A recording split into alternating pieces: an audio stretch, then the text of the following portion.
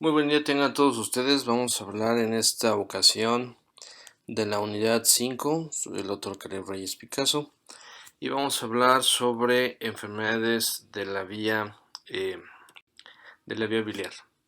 Las enfermedades de la vía biliar que vamos a analizar pues son aquellas principales enfermedades que afectan esta vía biliar en sus diferentes aspectos fisiopatológicos. Veremos algo de clínica y algunas complicaciones relevantes, así como cómo evaluar el pronóstico y contrastar diagnósticos diferenciales, así como puntos de referencia oportuna a unidades especializadas para su manejo. Las patologías que consideremos en esta ocasión será colicistitis aguda y crónica, colitiasis y colelitiasis, que son patologías diferentes. Para empezar, pues bueno, tenemos que saber que el hígado es uno de los órganos más importantes de nuestra economía. Pesa más o menos unos 1800 gramos, dependerá si es hombre o si es mujer. Generalmente las mujeres pesan un poco menos por la constitución física. Y el promedio ya deshidratado de un hígado es aproximadamente 1500. Representa más o menos entre el 1.5 al 2.5% de la masa corporal magra. Sabemos que tiene dos lóbulos, un lóbulo derecho, un lóbulo izquierdo, que está constituido por canalículos biliares y sobre todo el órgano que se encarga del asunto del almacenaje de bilis, que se llama vesícula biliar. La vía biliar, como recordamos, está constituida prácticamente por un conducto hepático derecho que drenará prácticamente todo este lóbulo derecho, y el conducto hepático izquierdo que se anastomosa con el derecho para formar el hepático común, conducto hepático común. Este a su vez se une con el conducto cístico, el cual es el mecanismo o la vía de drenaje de esta vesícula biliar, y al unirse con el hepático formarán el conducto colédoco o conducto biliar común.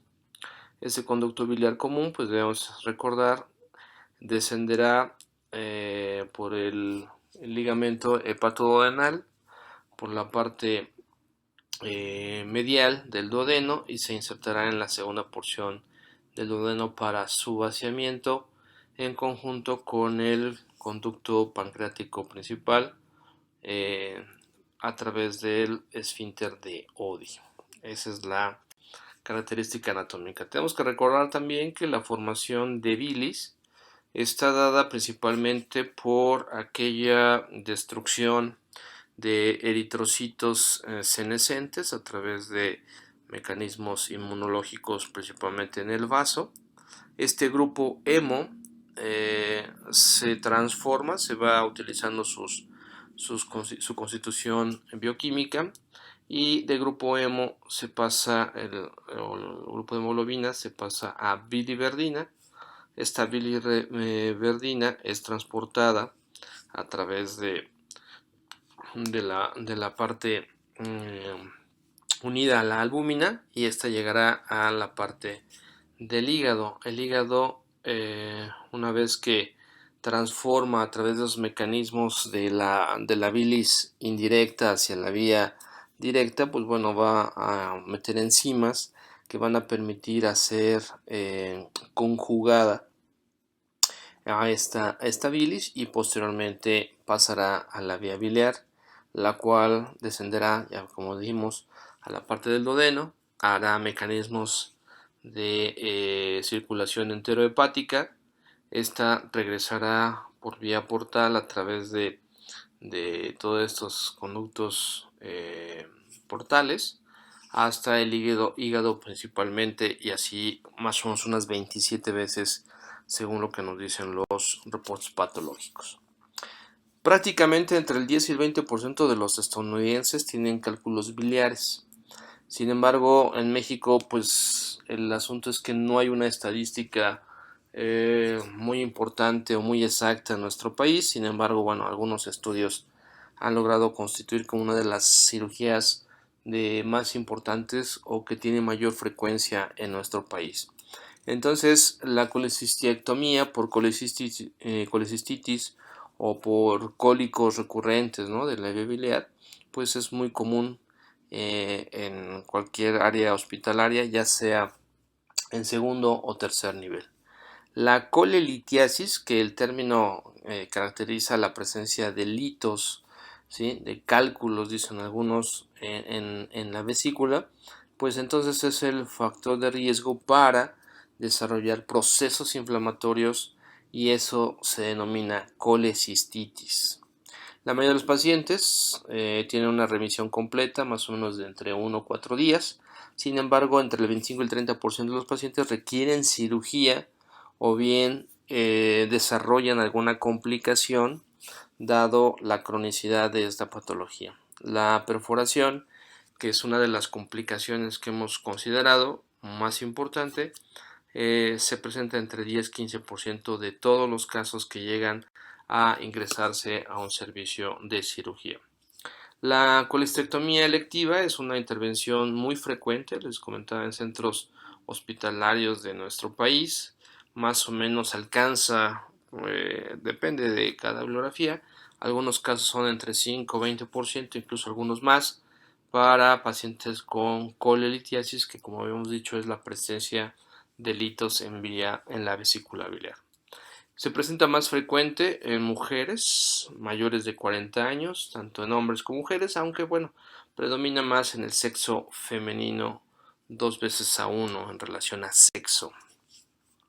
Muy bien, entonces la colecistitis se define como el proceso inflamatorio de la vesícula biliar.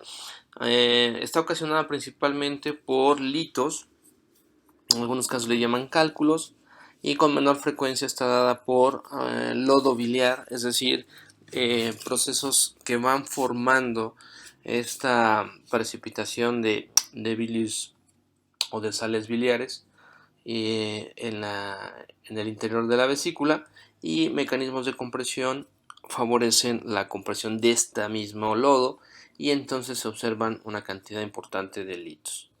Como podemos ver en la imagen del lado derecho, pues se encuentra una vesícula biliar, la cual pues se presenta lodo, en donde ya está avanzando para formar prácticamente un lito. La colelitiasis es la presencia solamente de litos, no hay procesos inflamatorios, es decir, el paciente tiene pocos síntomas, generalmente no se encuentra asociado con alguna alteración o dolor que el paciente manifieste. Sin embargo, la presencia de esto va a desencadenar mecanismos inflamatorios que a la hora del vaciamiento de esta vesícula, porque debemos recordar que forma una parte del lecho o de almacén temporal, y entonces a través de la hormona colecistocinina, pues esta favorece su vaciamiento cuando hay presencia de alimentos colecistokinéticos. ¿A qué me refiero? ¿O qué se refiere la bibliografía? Pues dice principalmente que son aquellos que precipitan la contracción de esta vesícula biliar. Los factores de riesgo para desarrollar colecistitis o alguna patología de la vesícula, sabemos hoy en día que es la edad, generalmente pues está asociado más allá de los 40 años. Tiene que ver también con el sexo femenino, alteraciones de embarazo, hay gente que incluso utiliza anticonceptivos orales, alguna terapia hormonal constitutiva o sustitutiva, y entonces esos son factores muy importantes derivados de la actividad de sexo. Antecedentes familiares, hemos visto cómo se puede desencadenar mecanismos de patologías a este nivel, sobre todo cuando se asocia con obesidad y cuando el paciente adquiere mecanismos de dieta para pérdida de peso en forma rápida. En otros casos poco frecuentes, pero también se asocia, es el uso de la nutrición parenteral, sobre todo en pacientes que tienen imposibilidad de utilizar la vía enteral como vía de alimentación principal, y eso hace o precipita vesícula de ayuno y por lo tanto podrá desencadenar también un cuadro de colecistitis. La diabetes mellitus por procesos inflamatorios crónicos Se ha visto también, por ejemplo, en pacientes con cirrosis hepática, todas aquellas enfermedades que tienen afección con el ilion y hay alteraciones y tránsito a este nivel. También se ha observado enfermedades de Crohn, ¿no? Todas estas alteraciones inflamatorias, incluso inmunológicas, a nivel de esta parte de colon. También todo aquel paciente que tenga algún antecedente de dislipidemia, pues será un mecanismo que favorecerá la presencia de esta patología. Enfermedades hepáticas, enfermedades metabólicas también se han asociado a este tipo de patologías.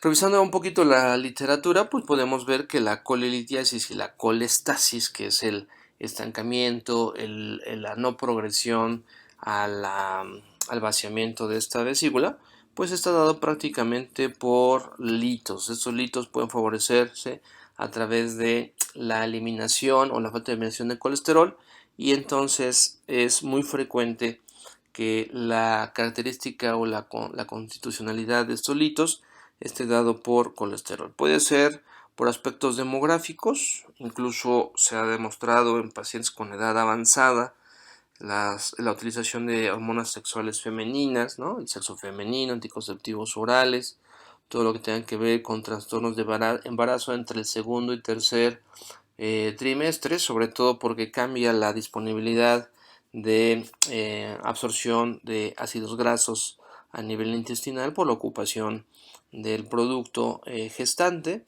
y eso aumenta la frecuencia de colecistitis entre el segundo y tercer periodo de embarazo. ¿Okay? También puede presentarse cuando hay síndromes metabólicos, cuando hay reducción rápida de peso, sobre todo también se ha visto en esos pacientes que utilizan bebidas energéticas. El hecho que contengan taurina favorece la mayor precipitación o formación de bilis, y eso condicionaría en cierta medida la formación de litos. Algunos trastornos genéticos, algunos síndromes con hiperlipidemia, y eso genera factores para colesterol. Se ha visto otro tipo de componente a nivel de estos litos, y pueden ser, le llaman pigmentos. Estos pigmentos están prácticamente relacionados con trastornos prehepáticos, es decir, donde se favorece mayor destrucción de hematíes, por ejemplo en síndromes hemolíticos, ¿no? Cuando hay procesos infecciosos crónicos de vía biliar, cuando hay sobre todo trastornos digestivos, enfermedades de Crohn, como lo habíamos comentado, enfermedades ileales, cuando incluso hay antecedentes de resección ileal, y sobre todo alteraciones de fibrosis quística con alteraciones en la función pancreática en forma importante.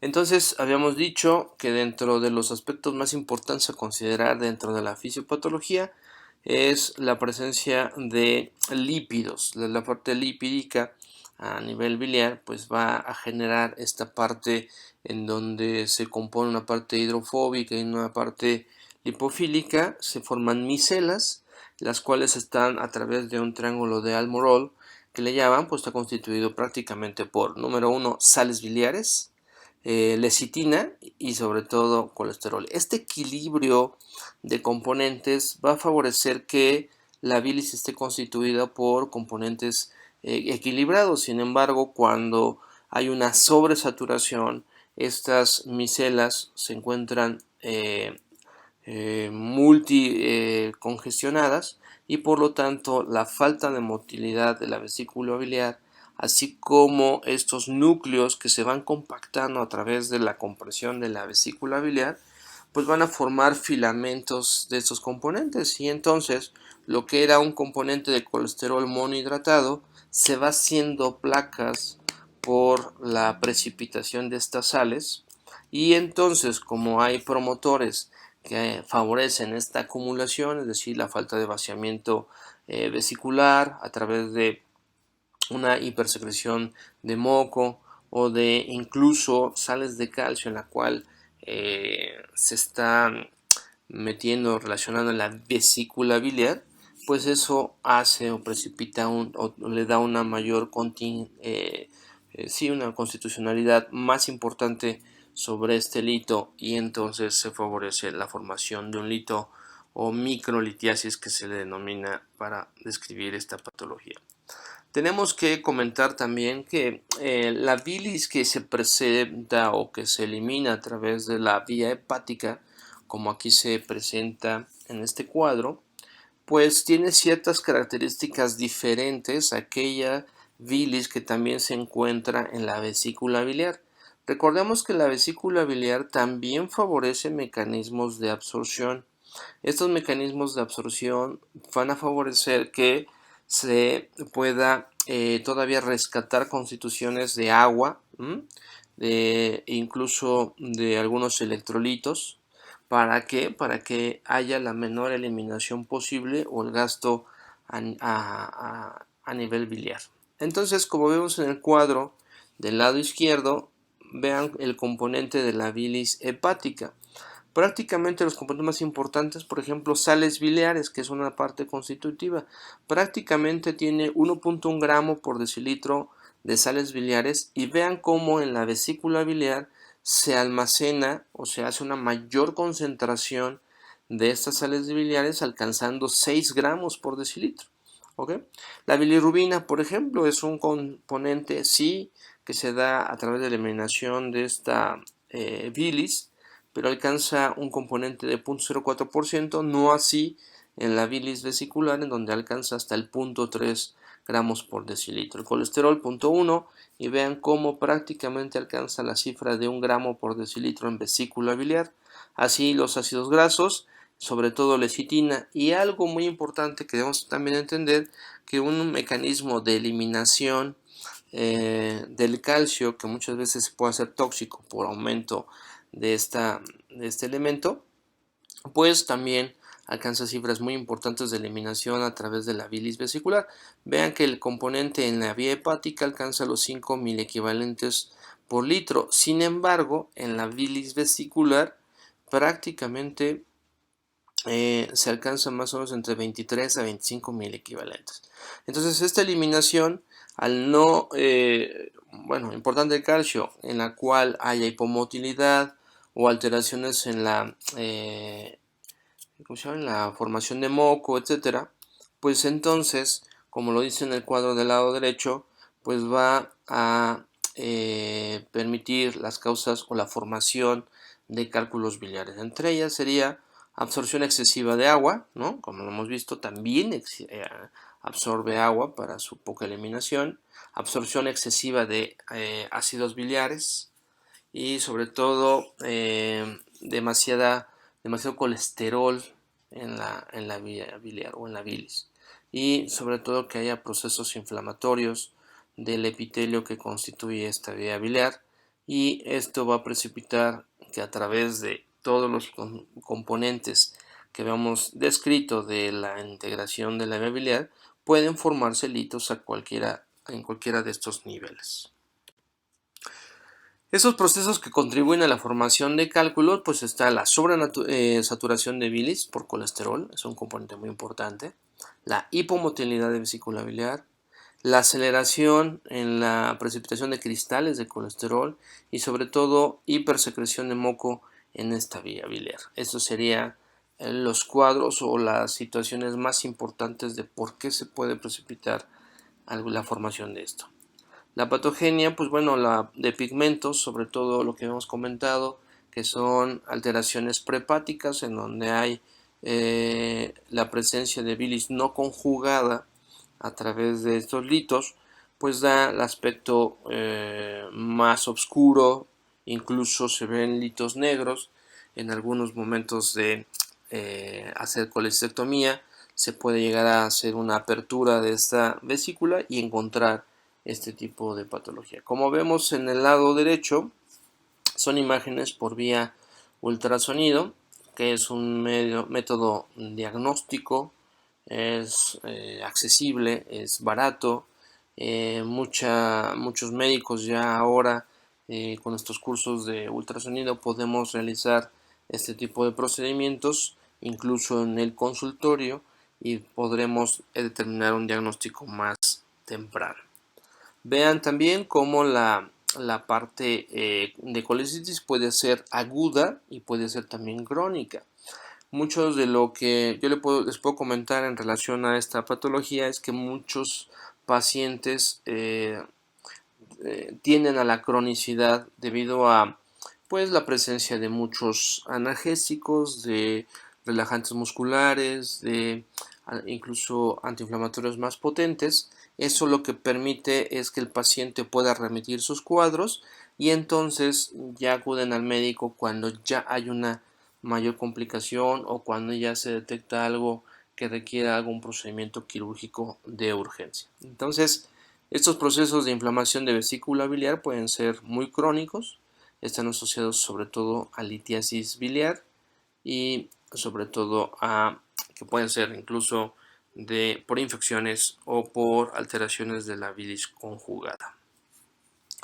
¿Qué podríamos hacer como criterios diagnósticos? Bueno, pues yo les comento, es el ultrasonido convencional de 3.5 MHz te permite visualizar, ¿no?, la integración o la integridad de la vía biliar.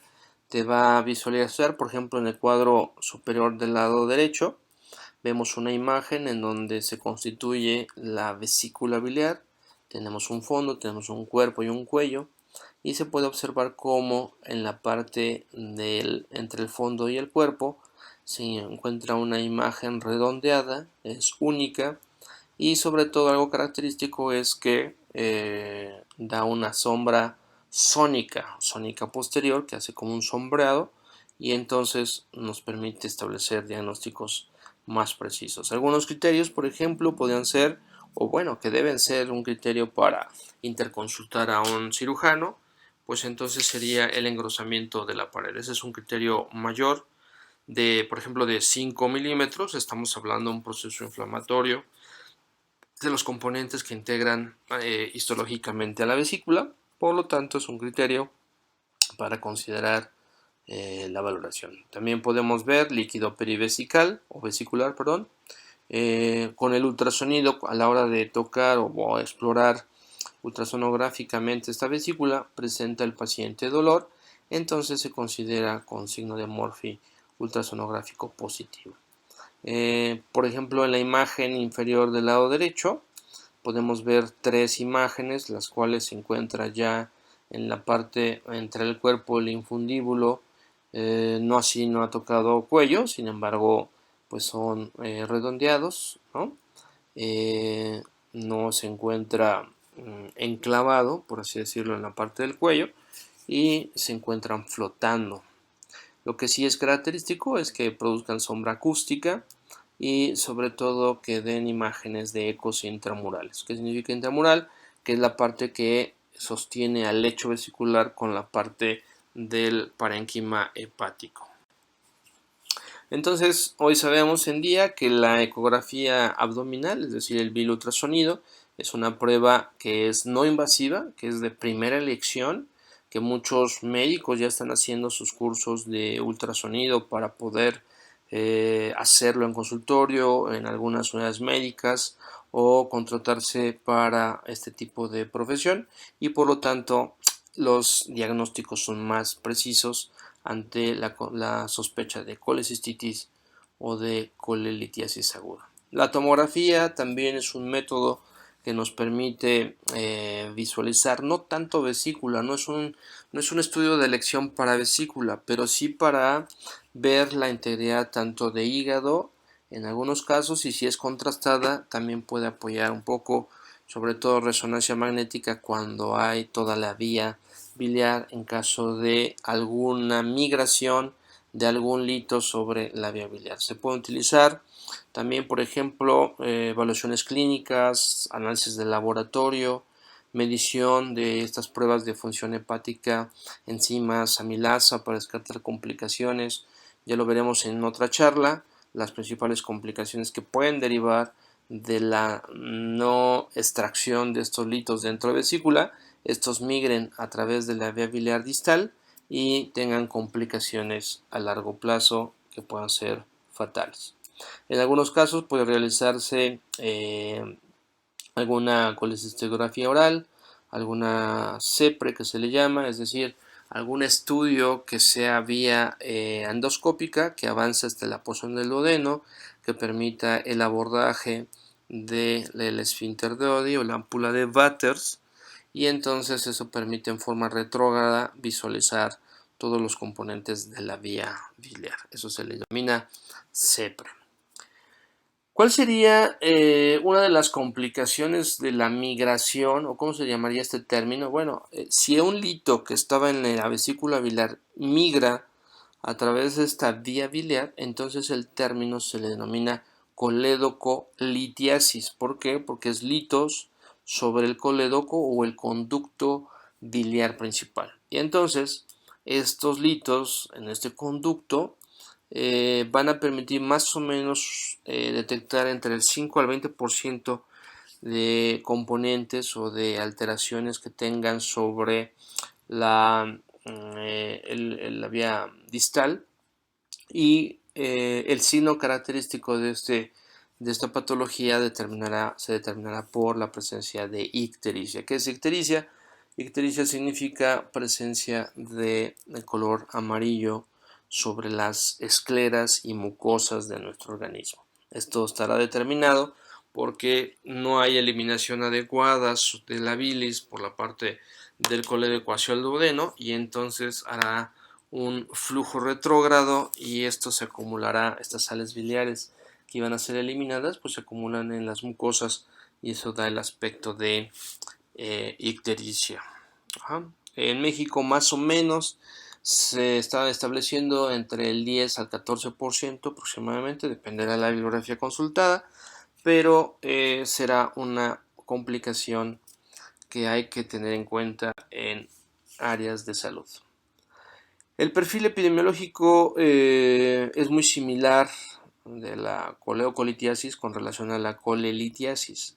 Sin embargo, hay que recordar que también hay litos múltiples que pueden ser incluso pequeños, ¿no? Y que sobre todo pueden tener alteraciones de un tiempo prolongado, es decir, se hace muy crónico, como lo habíamos comentado. Se encuentra más o menos entre el 4 al 12% de los pacientes colecistectomizados, que ese es otro asunto que hay que tomar en cuenta, y entre el 5 y el 7% de los cálculos encontrados son en pacientes asintomáticos y que se descubrieron por algún estudio transoperatorio en donde no se sospechaba la presencia de estos litos a este nivel, y por experiencia quirúrgica se determinó hacer una valoración transoperatoria de la vía biliar y se logró extraer este tipo de litos en esta vía biliar. 2/3 de los pacientes tienen infección bacteriana, y sobre todo las bacterias es fundamental para la génesis de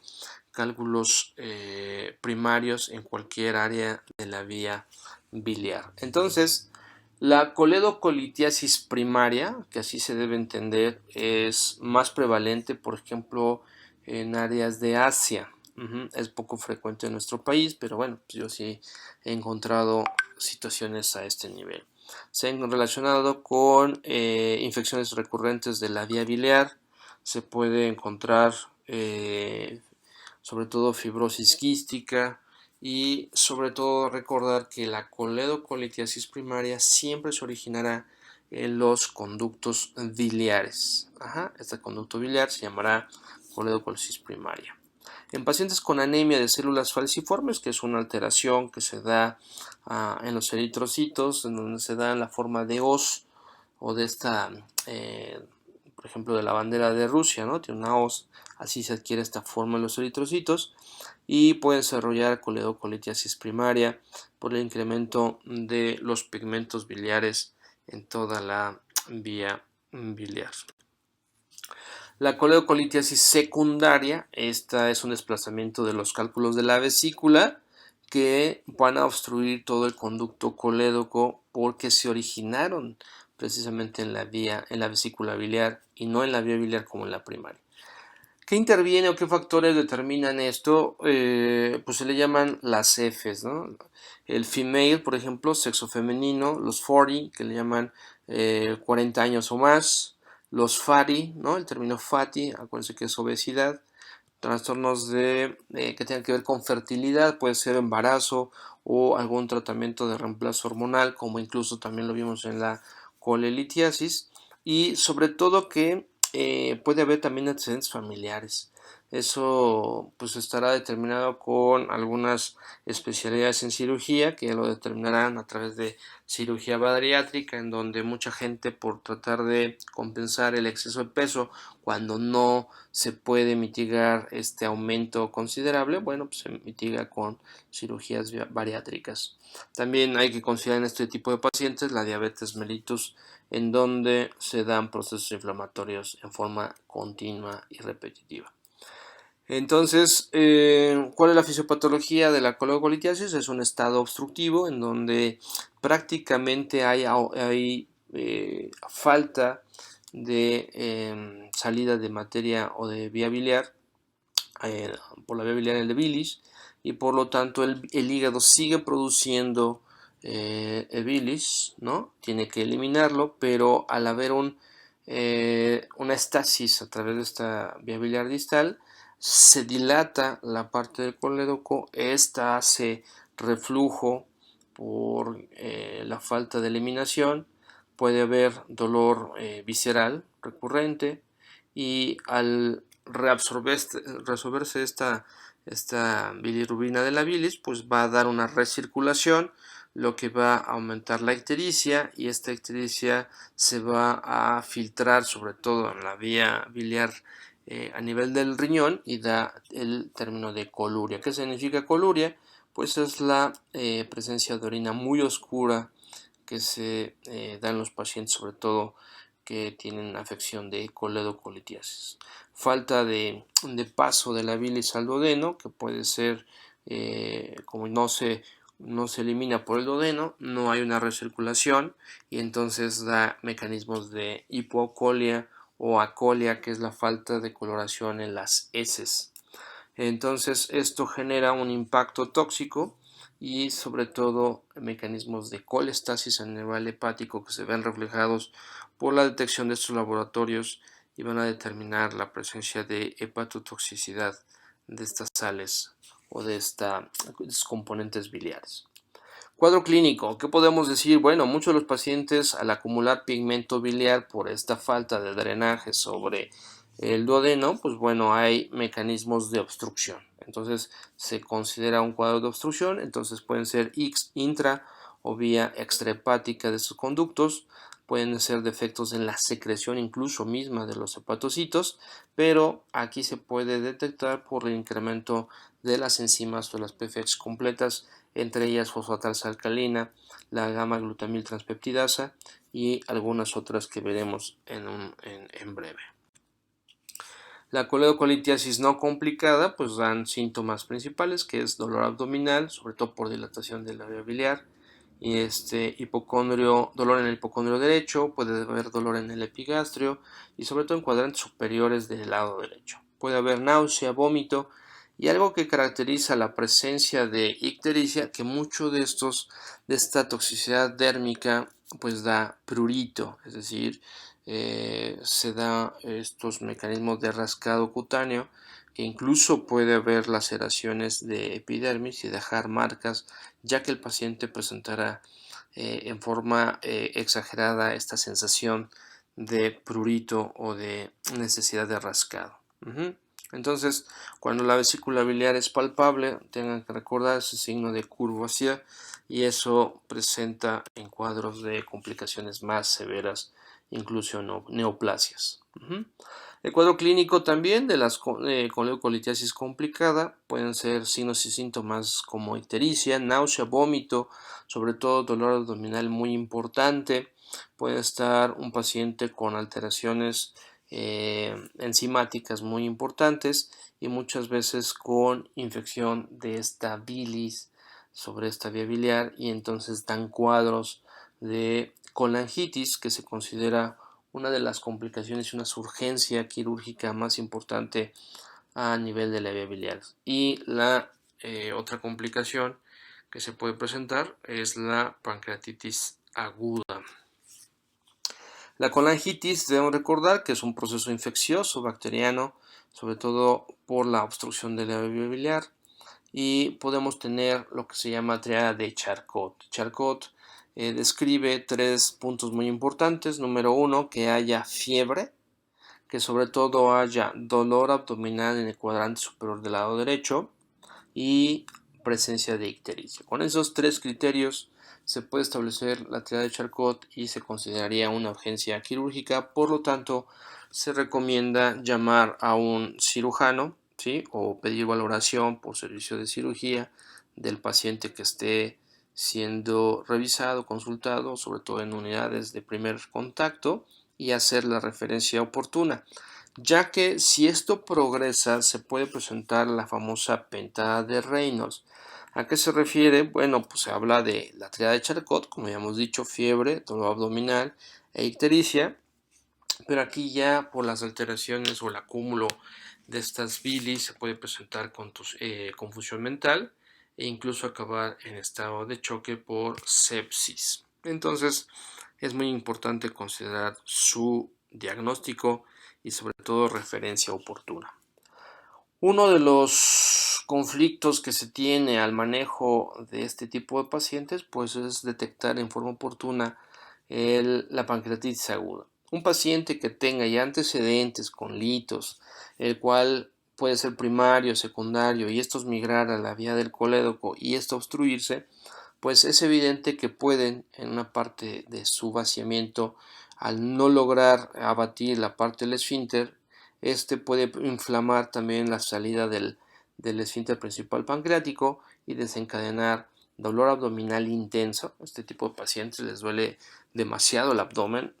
Hay una intolerancia muy significativa a la vía oral, prefieren el no comer, el no precipitar este dolor. Muchos de ellos, yo los he visto cómo llegan a estados de choque por deshidratación o con respuestas inflamatorias sistémicas muy considerables, taquicárdicos, polipneicos, hipotensos, etc.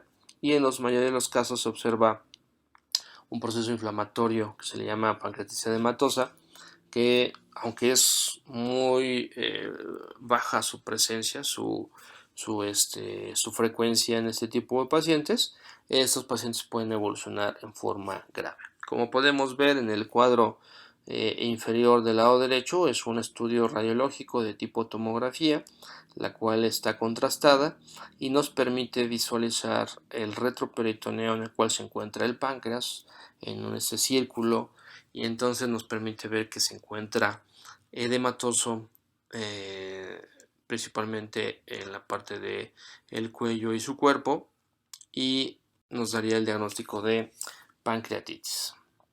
¿Qué estudios de laboratorio podemos solicitar a este tipo de pacientes para saber qué tan complicado está? Número 1, pedir biometría hemática. Hay que descartar leucocitosis o la presencia de esto con niveles en tendencia baja para la presencia de algún proceso inflamatorio, sobre todo litiasis sería colecistitis. Si fuera litiasis en la vía biliar, pues sería coledocolitiasis. Si esto ya presenta fiebre y alteraciones, entonces se llama colangitis, y si hay aumento de las enzimas pancreáticas, se llamará pancreatitis. Entonces, es la forma en cómo podemos diagnosticar este tipo de patologías con base, número 1, el 80% es clínica, el resto será con estudios de laboratorio y gabinete en caso de requerirlo. Pruebas de funcionamiento hepático, número 1, fosfatasa alcalina, gamma-glutamil transpeptidasa, GGT, y sobre todo fracciones de bilirrubinas. La ictericia se presenta cuando al menos tenemos de bilirrubina total de 2 o más, y eso da el cuadro de ictericia en forma importante, y de ahí derivaremos para saber si es una ictericia prehepática cuando la bilirrubina indirecta está elevada, o la patología poshepática cuando la bilirrubina directa, la fracción directa, se encuentre elevada. Y hay que considerar las enzimas pancreáticas, que ya será motivo de otra charla, la amilasa y la lipasa. Estudios de imagen, pues sabemos que el ultrasonido transabdominal es bueno, bonito, barato, se puede realizar en áreas de consultorio, se puede hacer en áreas de urgencias, y sobre todo en transoperatorio. Podemos utilizar en forma más precisa siempre y cuando haya el recurso y sobre todo se cuente con este sistema de referencia a hospitales de tercer nivel con la colangioresonancias magnéticas. Pueden incluso utilizarse ultrasonidos endoscópicos, que es otra modalidad muy importante, que incluso puede ser no solo diagnóstica, sino también terapéutica y sobre todo para extracción de biopsias en caso de que la patología no solo sea de características benignas, sino también podríamos considerar alguna patología de tipo maligno. La CEPRE pues sigue siendo también otro estudio muy importante en donde el paciente puede en vía endoscópica abordar, como les dije, la parte del duodeno, abordar el esfínter de Oddi y sobre todo franquear hacia el colédoco y rodear al lito, y este lito sea extraído con una esfinterotomía para poder extraer esta situación. Se deja una endoprótesis y el paciente posteriormente ser manejado en su retiro de esta sonda, y el paciente puede mejorar y posteriormente hacer un tratamiento definitivo a través de una colecistectomía.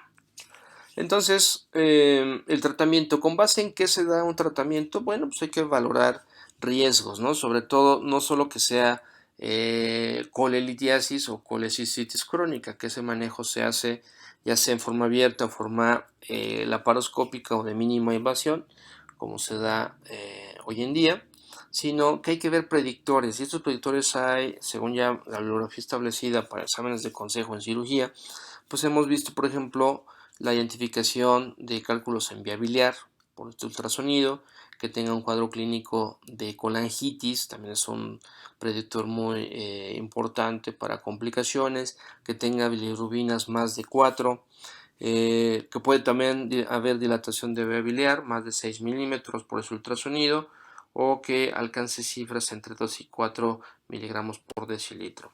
También algunos predictores pueden ser alteraciones en función hepática, pueden ser también, incluso se ha visto en edad mayor de 55 años, o que el cuadro clínico del paciente progrese a pancreatitis aguda.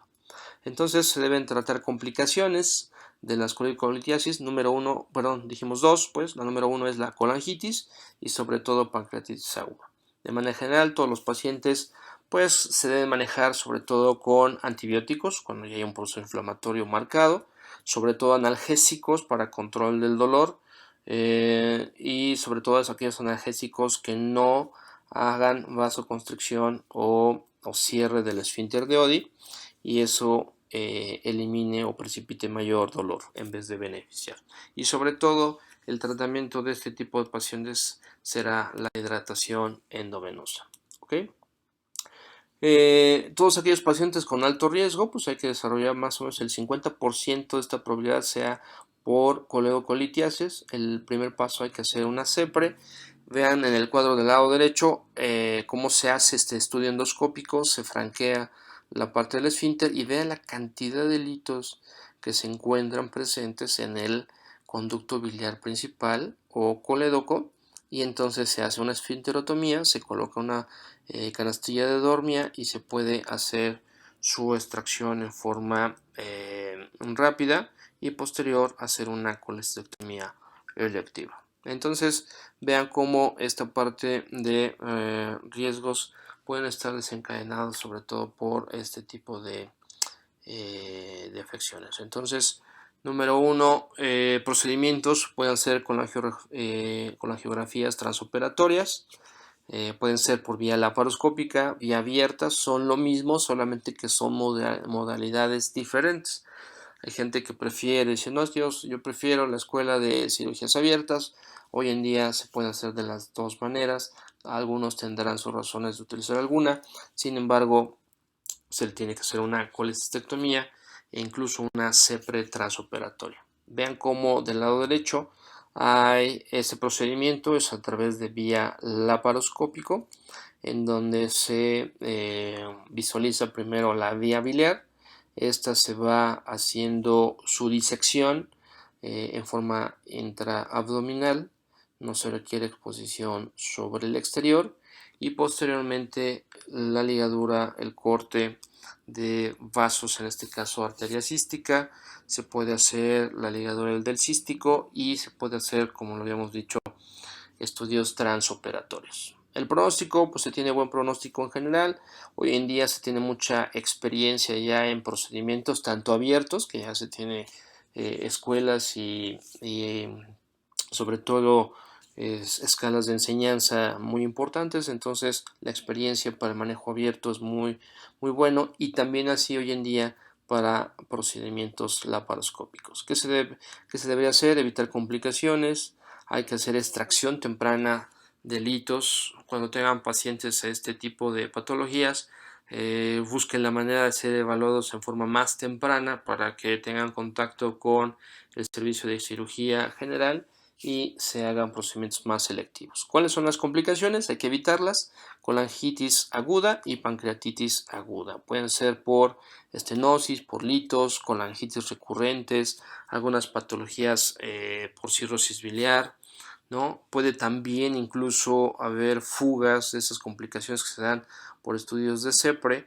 Entonces, mucho de esto, les digo, se puede anticipar cuando el paciente no llegue tan avanzada en su patología. Y vean cómo también puede encontrarse, ¿no?, alteraciones no benignas sobre estudios ya histopatológicos que deben ser llevados cuando se haga extracción de estas vesículas para que el patólogo determine si no hay presencia de neoplasias, como se ve en la imagen inferior del lado derecho. En conclusión, en resumen, entonces podemos decir lo siguiente. Número 1, los signos y síntomas más frecuentes de la coledocolitiasis son ictericia, dolor abdominal y fiebre, que también se denomina tirada de Charcot. Y la causa más frecuente de coledocolitiasis es desplazamiento de cálculos vesiculares hacia el colédoco, puede ser primario, secundario, dependerá el origen de donde se formen estos litos. El estudio de imagen que se recomienda de manera inicial, por lo fácil y accesible, pues será o seguirá siendo el ultrasonido transabdominal.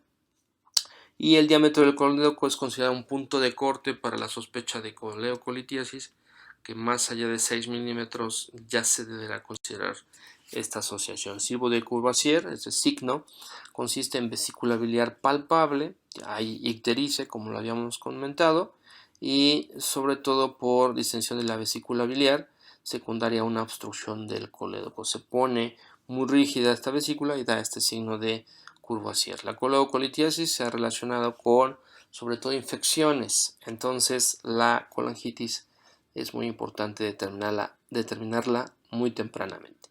Las dos complicaciones, entonces, seguirán siendo la colangitis aguda y sobre todo la pancreatitis aguda. En los casos de riesgo alto de la coledocolitiasis, cuando el paciente no se hace colestectomía temprana, pues entonces hay que hacer CEPRE y sobre todo ya manejo de este tipo de patologías con el especialista. Muchos de ellos hacen esfinterotomía, se coloca canastilla de Normia y se extraen los litos y se deja una endoprótesis. También pueden hacerse estudios intraoperatorios, ¿verdad?, e incluso posoperatorios, pero al final del día deben acabar en colecistectomía. Y en una cirrosis, ¿no?, en una patología del hígado, también está afectada el hígado, por ejemplo, en casos invasivos, etcétera, pues ya serán determinados por procesos de retiro de estos segmentos hepáticos que pueden estar relacionados con alguna patología no benigna.